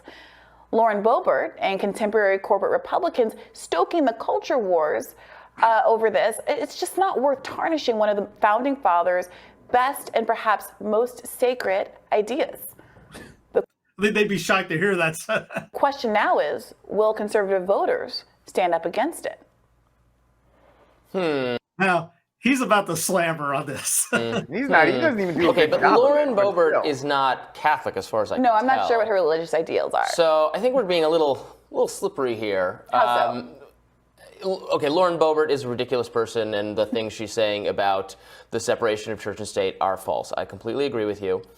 When it comes to the Supreme Court, I mean, these are harder to adjudicate issues. They're, in my view and in the court's view, they're not imposing Catholic doctrine on the country, but rather allowing for the exercise of Catholic or other religious practices in some ways that confusingly interact with the state functions. I mean, the government does far more than it did when the founders designed our system, right? So there are edge cases that would not have necessarily occurred to them. Well, what are the schools going to teach? Well, there weren't federally funded and mandated schools for everyone at the time they conceived of our government. So now we're trying. The number of agencies there are. Well, what First Amendment and religious rights do public employees have versus does it matter if they're in a teaching role? Does it matter at what stage or what level of child they're interacting with, or what their public-facing role is? There are all these kinds of how do we square this desire to let people practice whatever religion they want without establishing any religion on the state side? There are harder cases to adjudicate now that the government does vastly more than the founders envisioned it doing. But I don't disagree with you that we should not establish any religion, obviously, formally. But I don't think our Supreme Court is in danger of imposing Catholic Sharia law. And I say that as someone who is raised Catholic, who's not particularly faithful or religious now in his life, but has some affection for his Catholic upbringing. I do disagree with what you said, though, about, I'll probably make some of the viewers who are usually supportive of me mad. The Puritans did not come to this country seeking religious tolerance. There was too much religious tolerance for their liking in England, and they left it in order to establish a society where they could be less religiously tolerant. There was too much Catholicism. Puritans. They made Christmas. Yeah. They kicked out Roger Williams, for goodness sakes, because he didn't conform to it. They tried to kill him. That's why he ran. They were so uptight, the English got rid of him. Catholic rites and rituals that they felt like they didn't have the freedom to resist. No, they were annoyed with anybody practicing Catholicism. It's anti-Catholic discrimination, not to pull a Sopranos over here. That's part of what the irony is about the situation. I mean, there was a viral tweet after the Dobbs decision where somebody said, "What would the founding fathers say if they found out that 6 Catholics on the Supreme Court had just overturned Roe?" And they would say the dream of Massachusetts Bay Colony is over. No, they would say there's 6 Catholics in the Supreme Court. Like, how do we let that happen? So, you're right. There has been a lot of anti-Catholic discrimination, and that's obviously the goal here is. There's a whole book on that. There's books on that here. Right? Just to be clear, Sotomayor is a Catholic too. So just because she's Catholic she didn't vote to overturn Dobbs. Yeah, but she's on the good. She's on the good side, apparently. Yeah, she's on that. To pile on to Catholics. The reason I point out the fact that the 6 conservatives in the Supreme Court are Catholic is this: when you read the Dobbs decision, the core finding that you are looking for as someone who is not does not believe that life begins at conception is an argument that is not religious as to why the state has an interest in allowing people to states to prohibit the individual decisions between a doctor and a woman and her doctor before the point of viability. Right. This is what it's about, because already states had the freedom to regulate abortion after the point of viability under Roe and Casey. That was already the law. So the question on Dobbs is, should the federal government protect the right that women have to make these kind of medical decisions before the point of viability? And unfortunately, when you read the opinion, there is no articulation of that argument. There is an assumption that there is a life that begins at conception, that there is something that the state interest has in protecting. And my frustration is that the clearly religious motives that are driving that kind of an outcome are being obscured by this pretend textual analysis that's not there. And so if people were able to articulate a rationale that it was explicitly non-religious, I would be less skeptical that they might read Dobbs and think that came from a religious textbook. Oh yeah, that's exactly what I thought. Hey, how would she go about with the 3/5 compromise?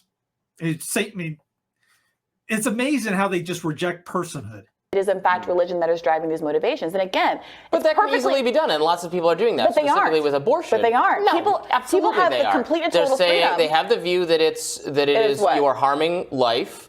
It overlaps with religious view, but you can be totally non-religious and think that if I menstruate, I'm harming life. If I slough some skin cells off my arm, I'm harming life. There are 1,000,001 ways that you can you're taking life right now, but you don't do that. Yourself that affect life. The definition. Okay, I don't think a dog has a soul. I support animal cruelty laws because it's wrong to. It seems wrong to. They go at it for a while on this. It's just amazing how bad that is. But have you guys seen this? In which we find ourselves. Introduced the Heartbeat Protection Act in the U.S. House of Representatives. This bill would legally prohibit future abortions from being performed if a preborn child's heartbeat can be detected, with the exception for when a mother's life is endangered.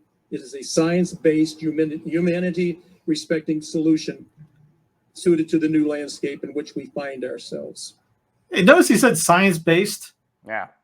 He had, well, after hearing that rant from that girl, they were like, yeah, we got to make sure we say science from now on. Because not saying that the federal government should be involved in this. That's a good, it's a catch-22 on that one. If we try it, we better be ready for when they try it. Because they are going to try to do this. They're going to try to get that at every level of every state. They are activated right now. We have to be ready for that. That's what you started off the show with. That's why they're going after the trigger laws. They're going after the red states. We all did a show the weekend of Dobbs saying, listen, now's the time. Like Fawaz said, 24 hours, take the win, celebrate, back to work on, because they're going after them. You got to be ready to push back. You got to be ready to donate to pregnancy centers. You got to be ready to go to rosary marches or start them or do whatever you need to do, because evil doesn't rest. Evil doesn't take breaks. It doesn't eat. Right? The quote, you fast, but the devil doesn't eat, right? You do this, but the devil, the only thing you can do is be humble and pray and try to be in that state of grace and push back against this evil.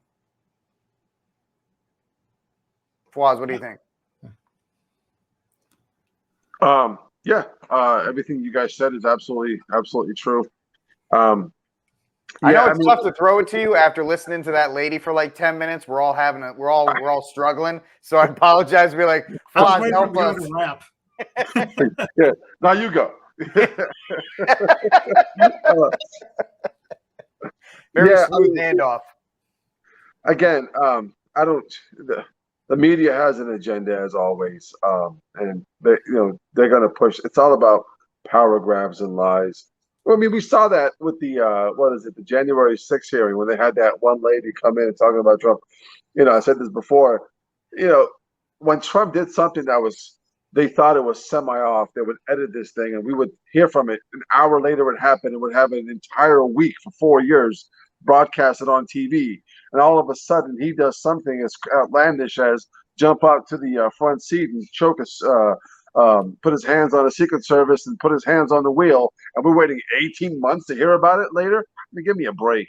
I have to do this while you're talking. Steve, put this up while he's talking. I just sent this article to you while talking about that. But yeah, Fawaz, keep going. Sorry about that. So I'm just, and then you expect me to believe that they care about this 10-year-old girl that we talked about earlier when. Representative Chip Roy just yesterday put out a bill talking about how he wants, rapists and sex traffickers to their sentences in prison to be more than 15 years. And the majority of the Democrats voted no on that. It's like, well, how can we be champions against 10-year-olds from being raped? And then we don't have a strict policy or punishment for those who are doing it.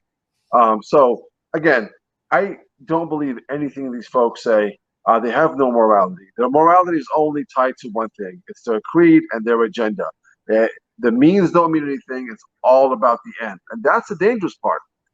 We have principles. Our means, have to justify the ends, have to justify the means. They don't have to justify the means for them. The ends is it.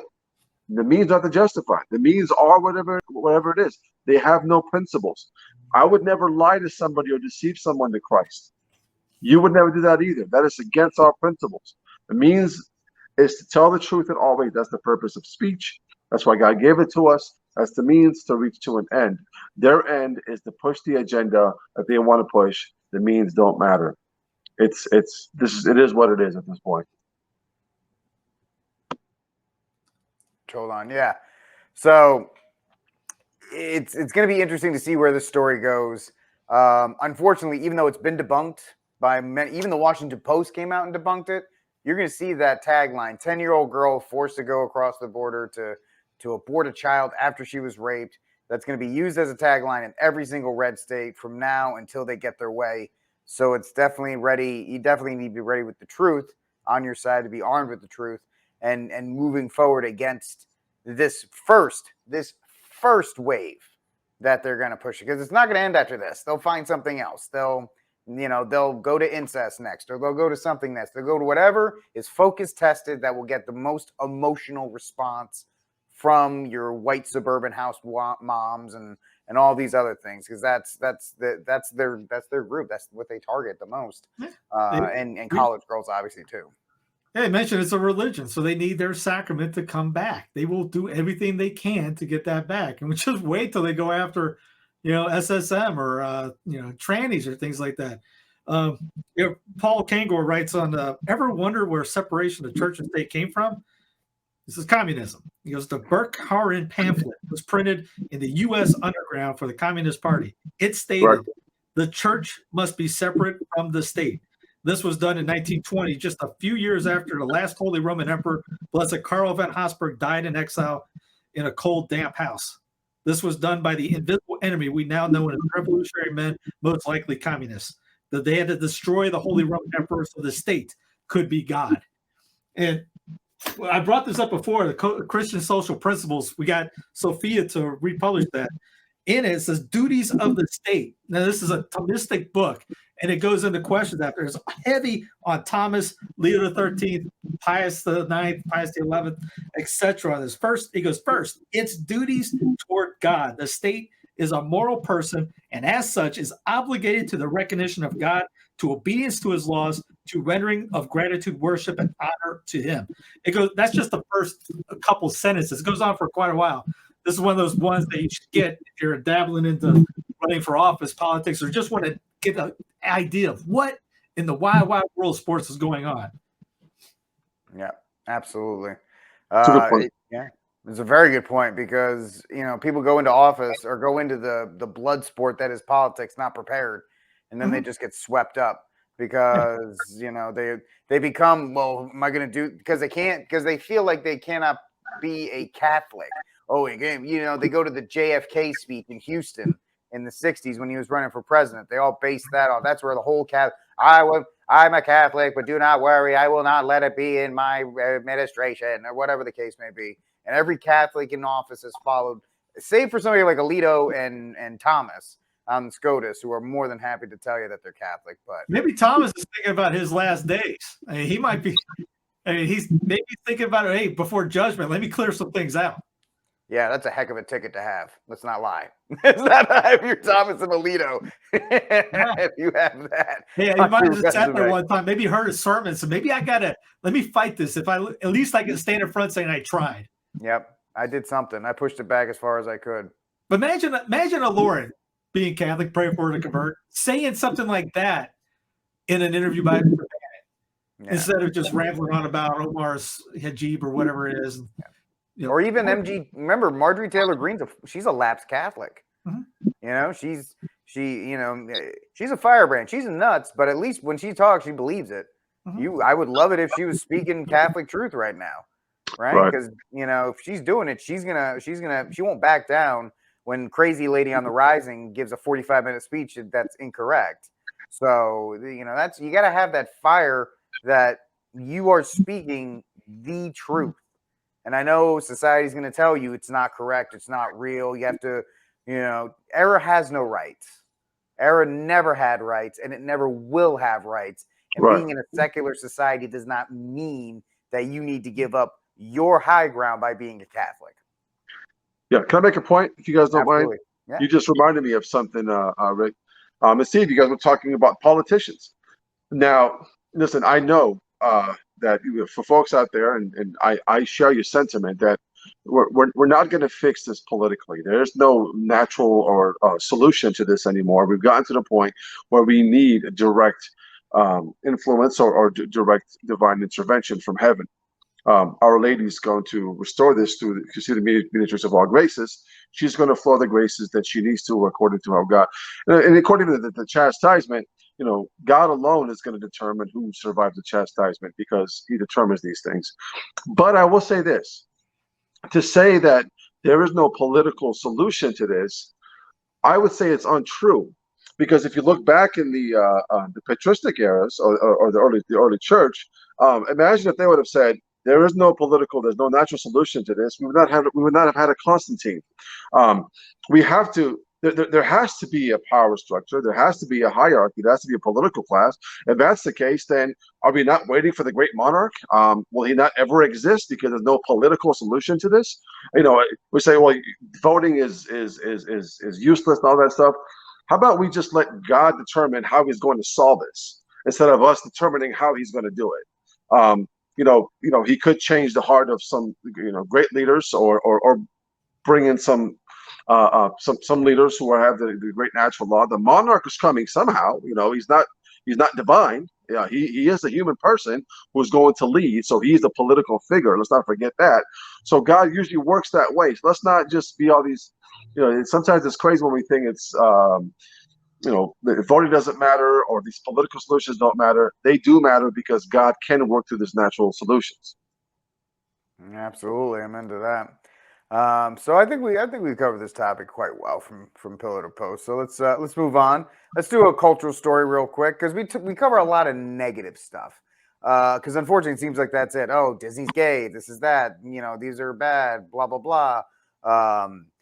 But here's a story about somebody who's doing something about it. I know Steve's doing something about it with censusfidelium.tv. Fawaz is doing it. Traditionis, which you can find on iTunes and Spotify. You can find it on YouTube. He's making inroads there. Baratus Catholic has some of the most beautiful modern art that for Catholicism. I have a bunch of those in my. He has a beautiful Veronica's veil. If you're looking for something like that, he's got a beautiful picture of Veronica's veil, which has the holy face on it. And so let's highlight this in the comic industry, which is very woke and very gross and very just bloated. You have this guy, Eric July. Now, he's a libertarian. He's a Christian. And I know this because he may have some salty language. When the rubber hits the road, he's pro-life. So I'm pretty good with that. He's been a comic book guy for a long time. And he got tired of doing YouTube videos where he was saying how terrible Marvel was, how terrible DC was. And about a year ago, he said, listen, I'm just going to start a comic book company. I'm going to start a comic book company. I'm going to find guys who used to work for Marvel, who used to work for DC, who can't deal with that. And we're going to write old school. We're not going to do political comics. We're going to do stories. We're going to do stories about characters and the stuff that we grew up with. And he launched his. Why's it got to be Texas? He's a Texas boy. He's South Oak Cliff, baby. But he's raised, I think, like $1.7 million in the first 24 hours to, I think it actually might be more than that as of right now. But the response to this is great because it shows we're always like, oh, build your own platform. Oh, you'll never work. This and that. You can't be Marvel. You got to be this. No, it's there. And his and what is driving him is his belief that if he tells good stories, people will respond. It's the same reason Steve's putting up censusfidelium.tv. People want it, we'll give it to him. Fawaz with Traditionis. Now he's got album 2 coming up pretty, in around Christmas. Because the response, I'm assuming I loved it. I love Traditionis, and I think he got a very positive feedback. Everybody that I talked to loved it. I appreciate it. Thank you. Oh, it's what we're looking for, and I think, we can connect this to Catholicism, to our faith. And I'm not throwing slack at anybody. It's just the state of the world based on social media. There's a lot of people that are very comfortable sitting back, whining about stuff, whether it's politics or religion. And some people are making a really good living off of it. And we call them grifters. Conservative Inc., the Daily Wire, right? They're making tons of money off of being the alternative and saying how everything is terrible. Well, you know what? Why don't you actually stop focusing on the negative? Because that's what the evil one wants. That's what the demons want. They want us negative. They want us sorrow. They want us down. They don't want us to have the theological virtue of hope. And that's why there is hope out there. This guy's secular. He's a Christian, but he's one of the other ones, which is fine. But he said, I'm gonna do it. And people are like, your book's $35. And you know what he said? Yeah, it's because every staple, every drop of ink, every piece of paper, it's all here in these United States of Amazon. Y'all want to whine about it? Then go buy a crappy book from Marvel for 15 cents. But if you want something American, if you actually want to do something about it, and this guy's doing it, and the response is like, "Thank you. Let's continue to do it." Rick, you tell me we shouldn't watch Thor. Oh yeah, Thor is awful. Thor is awful. The only funny thing is the behind the scenes thing is Natalie Portman and Chris Hemsworth share an on-screen kiss, and since he's on things to help him get ripped. It's not just chicken and rice, folks. On that, he didn't eat meat the day that they did their kiss, and I was like, bro, if that was me, I would have used bacon grease as like lip balm. That was the case. Like, pucker up, sweetie. Here we go. But it was awful. Avoid it at all costs. It's all very few movies are even worth it right now. So yeah, don't do that. But so Fawaz, talking about this kind of stuff, do you have a virtue of the week for us? Virtue of the week. It's good. That's a good question. Probably should have asked you before we actually started recording. No, wait. Let me think of one. Yeah. Maybe have Steve say something. We're speaking of movies, that Terminal List. if you catch a scene, what's his face? Ryan Pratt? I'm sorry? Chris Pratt? Yeah. There's a scene in there, second to last, third to last. Ryan Christian of Last American Vagabond found it. I remember seeing it, and I forgot about it until he brought it up. They mentioned how that they injected the military, and it's in the story, with this experimental drug, and it backfired, gave them all tumors. And they mentioned how it was the local PD, San Diego PD, was going after him, saying this was illegal. And the Fed guy goes, actually, it wasn't, because the Emergency Use Act, which today, 15th July, got reestablished by our good President Brandon, because this will never end, just like 9/11's been renewed every year since 2001.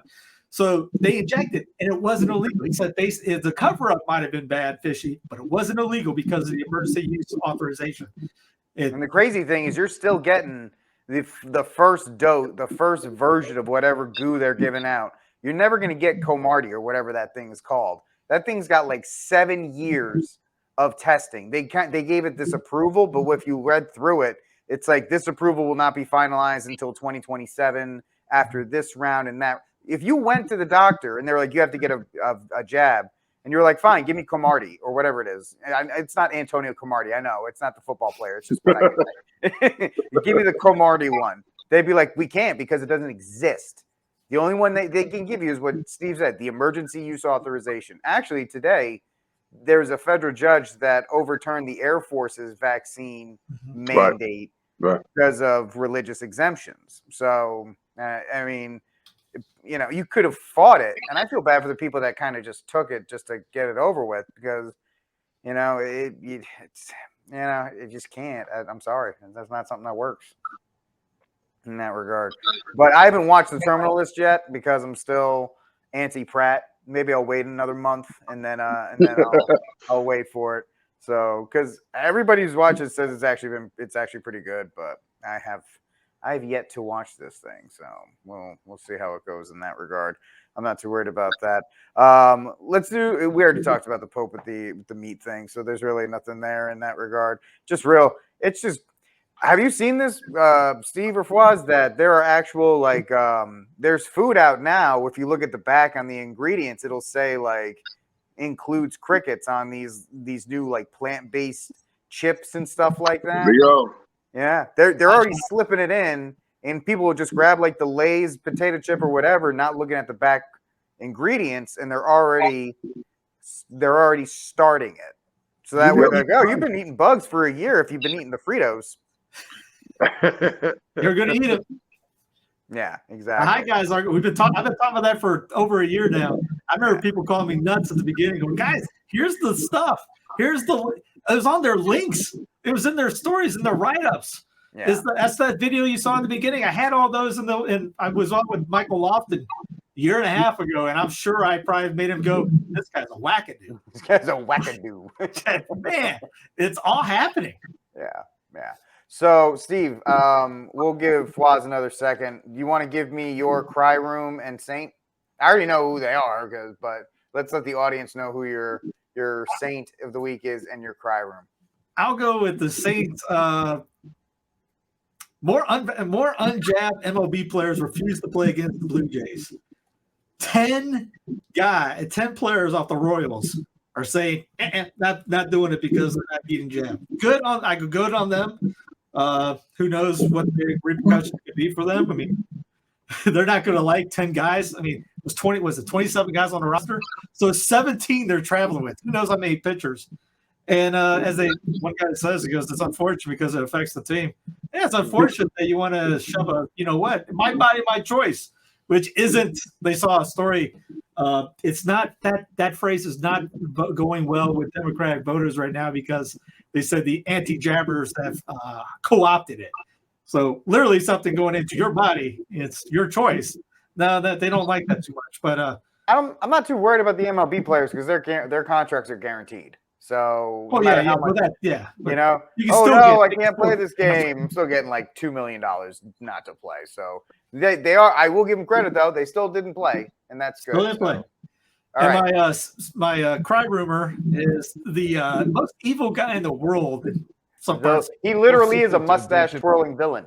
Yes. Fair, with all due respect, one doesn't have to be brilliant to attempt a coup. I disagree with that. As somebody who has helped plan coup d'état, not here, but other places, He says the quiet it takes part out a lot loud. of work. Right. And that's not what he did. He got So the next day, he got offended because it said you don't have to be Ask you smart to also, do it. Your comment yesterday on CNN about coups and orchestrating them, it's getting a lot of play, as you know. What would you like to say to that? Obviously, the U.S. is a world superpower, and were you surprised that some of the pickup there was about your talk? Obviously, you've written about Venezuela a lot in your book. Well, I think there are a lot of snowflakes out there that don't understand what you need to do to protect the United States. I'm not going to get in. I mean, just that guy is a war criminal beyond war criminal. Sheer hubris in that regard. All right, I'll go quick. My saint of the week is Novak Djokovic. Won Wimbledon. Still not vaxxed. Doesn't care if he plays in the U.S. Open. His home country of Serbia. He came home to a hero's welcome, as he should have. And continuing, oh, you can't play in our tournament. He's like, whatever, dude. I'm the best in the world. Your tournament suffers if I don't go into it. So you proved it. Oh well. So Novak is my saint. And I'll keep the athlete theme going. LeBron is in my cry room because he said, Brittany Grinder, the WNBA lesbian who was vaping in Russia and got caught. He's like, why would you even want to come back to America? You know why, LeBron? Because no other country in the world is going to pay a 6'9" lesbian $200,000 a year to put a ball through a hoop. So enough. You're in my cry room, buddy. How about we do a swap? LeBron can go to Russia, and she can come over here. Wait, you can keep both. You can keep both. Yeah, it's even better. I would say my virtue of the week is going to be joy, because despondency is actually it's very harmful to the soul, not just to the soul, but to those around you. When you have a despondent soul within the family, it really brings everyone down. I think joy is not an emotion. I think a lot of times we have to wait for something to happen for us to be joyous, but joy is a decision. The fact that we know that Christ has already won the war, he's won the battle on the cross. All we have to do is pick the side, stay in the state of grace, and we're already there. So we have to be joyous about that at least. And whatever goes around, it happens in the world. Whatever, it's just to still be joyous and having a sense of humor and have comedy. Not taking everything seriously. I think a prideful soul cannot take someone saying something bad about them. A soul that's humble welcomes humiliation because that's how you actually build virtue. That cross and that within you. What was it? Who was it? Saint Philip Neri when one of his part of his parish, this gentleman was seeking spiritual advice, said, can I wear a hair shirt? So I can have the physical mortification. And St. Philip Neri said, yeah, you can wear it as long as you wear it outside of your shirt, not inside your shirt. He's wondering what the heck's going, why would I do that? He's walking around, people are laughing at him. He realized interior humility is actually greater than physical, where's it go? You're chastising yourself. So just having that, I think humor and laughing at yourself, not allowing that. Give you an example. I was on Twitter and it was kind of funny. I found it to be funny. This one lady said that her parish priest during the homily said a joke about multiple personalities, and she says, as someone who suffers, like they all say, as someone who suffers from multiple personalities, I am highly offended. And someone commented, which one of you was mostly offended? I thought that was funny. You just got to be able to laugh at yourself and let humiliation come through. This is how you build virtue. My cry room is going to be AOC. And this is more evident now of what, I mean, can talk about somebody who can't take a joke. Talk somebody who's so prideful that, it's okay for you to protest someone and kick them out of a restaurant, either their souffle, but I know somebody can't, somebody can't call me names. I mean, talk about this prideful person. You could tell, interiorly, she's got a lot of demons that she's dealing with interiorly, unfortunately. And then my saints of the week is going to be saints, not so much a saint, is going to be the Dutch farmers. The fact that they've got all the food together, and people are now in the Netherlands are directly buying from the farmers and not going to the supermarkets. That's exactly what we need to do to fight the WEF, is to form a community and to buy from each other and have this localized understanding of the principle of subsidiarity of living. And this is, I think, how we're going to change the world. I agree. That's great. That's very true. And you got to give it up to the Dutch farmers, because in a country that they don't have weapons, they're like guns. They're like, that's all right. We'll just fling poop at you. I think it's off the birds and the Dutch. And the Dutch. So yeah, that's exactly right. And so that wraps up this week's episode of News from the Pew. I want to thank Fawzi. Ozzy, make sure you go check out his album Traditionis, Spotify, iTunes, all the platforms, YouTube channel, Enoch and Elijah. Go check out the rap battle from last night. It was awesome. Steve, censusfidelium.tv. Check out his website. Support that. You want a Catholic alternative to YouTube? Fawaz is going to start putting his stuff up there. That's the place to go. Right. Stop complaining about it and actually do it. If you're interested in firearms training, or if you'd like me to come to your parish or your community and talk about that, check out my website, thearmedcatholic.com. We've got all kinds of information on the magisterium from saints, the catechism on your right to defend yourself and how it is your right to defend yourself. You can also follow me on the Instagram, The Armed Catholic, as well. I want to thank you all for joining us. Like, subscribe, share, and now, always and forever, Viva Cristo Rey.